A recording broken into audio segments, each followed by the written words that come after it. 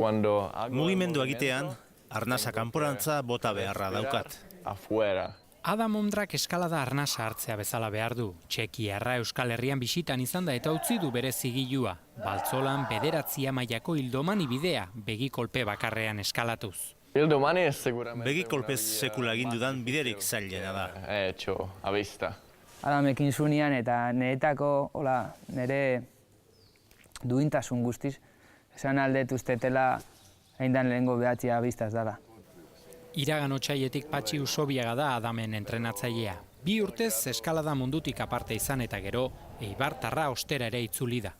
Pozoia hor dago, eta berriz zinei sortzizeak iten, pixat behatziak behitzen hor, baina pixak gertutasunetik, eta pentsaten etorkizunean posible eukikotela hori berriz bezkalatzia. Mikel Linazi-Soro gazte bergararra ere Patxiren aginduetara aritzen da. 13 urterekin 8 C+ mailako bideak kateatzen ditu dagoeneko.